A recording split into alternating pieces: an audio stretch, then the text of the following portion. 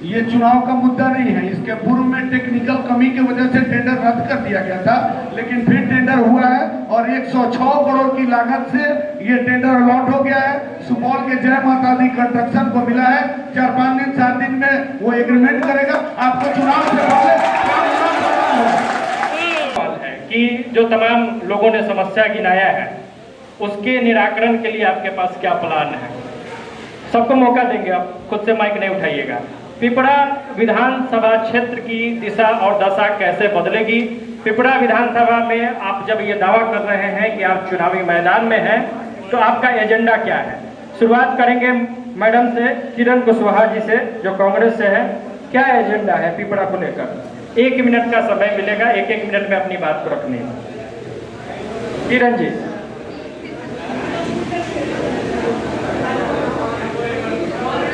फिर से सवाल ये है मैम कि जब विभिन्न पार्टी है, कांग्रेस है, आरजेडी है, जो भी है, जैसे आप कांग्रेस की प्रतिनिधि के तौर पे यहाँ पे है, तो जब चुनावी मैदान में कांग्रेस होगी तो पिपरा के लिए क्या होगा? क्या सपना है, क्या विजन है, क्या काम करिएगा?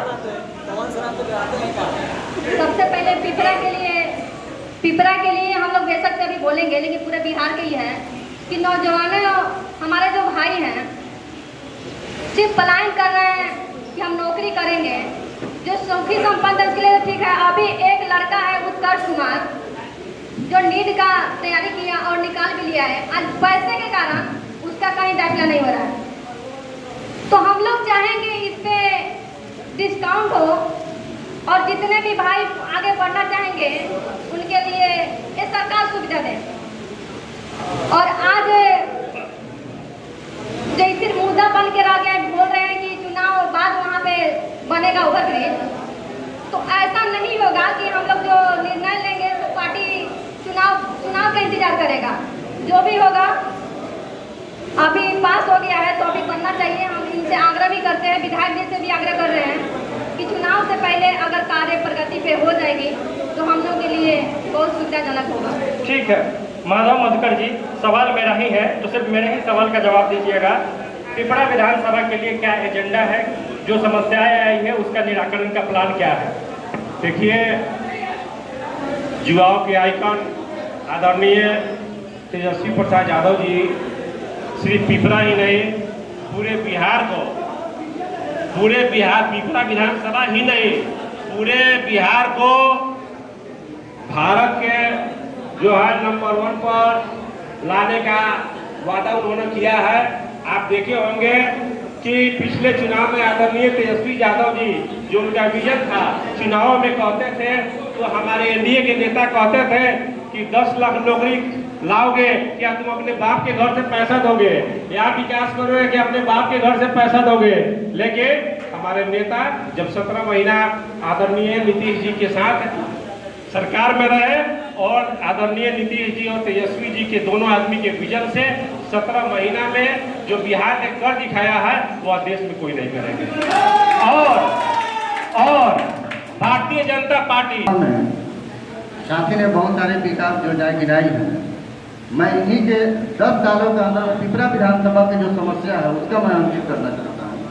पिपरा विधानसभा में कुछ ऐसे पूछिए ना जरा जी, इनके राज्य में नहीं छोड़िए पूरे पिपरा विधानसभा में संजीत जी अब हो गया है। संजीत जी और मेरा सवाल ये था लव किशोर जी, नहीं संजीत जी गलत बात है। संजीत जी सुनिए, लव किशोर जी सुनिए, नहीं मेरा बात को सुनिए, मेरी बात को सुनिए। लव किशोर जी आखिरी मौका है, नहीं तो वो भी नहीं मिलेगा। नहीं विधानसभा में क्या करेंगे ये बताइए। आरोप प्रत्यारोप अब छोड़िए, क्या करेंगे मौका मिलेगा तो 1 मिनट में। सभा में ही मैं बता रहा हूँ क्या करेंगे, वो क्या नहीं हुआ है उस पर अब बात हो गई है। आप क्या करेंगे, जल्दुरान क्या करेंगे? जो व्यवस्था गड़बड़ है, ये स्वास्थ्य है, शिक्षा है, बहुत सारे ऐसे स्वास्थ्य उपकेंद्र हैं जो कागज में चल रहे हैं, भवन बने हैं, लेकिन भवन जो है मिट्टी में गड़ गए या आसमान उड़ा के ले गई या बाढ़ में दह गई, उसका कोई अता पता नहीं है। ये विधानसभा के विकास है। वहाँ स्टाफ भी काम कर रहे हैं, उसके तनख्वाह भी आ रहे हैं, लेकिन उसका कोई अता पता नहीं है। मैं अपने पार्टी की ओर से मैं बताना चाहता हूँ कि पिपरा विधानसभा में हमारे माननीय नेता प्रशांत किशोर जी और आरसीपी सिंह का जो नई योजनाओं के अनुसार जो बिहार में व्यवस्था परिवर्तन होगी, बिहार जो आज पिपरा विधानसभा खासकर जो मजदूरों का जो फैक्ट्री बन चुका है, उसके बेहतर विकल्प के लिए चकिया में जो चीनी मिल बंद है, उसमें जैसे चनपटिया में जो एक बना हुआ है, ये झूठा आश्वासन लोग ठीक है। चीनी मिल ठीक है, कोर्ट में ऑडियो डाउन। संबित है। Audio down. ठीक है, आप सभी से निवेदन है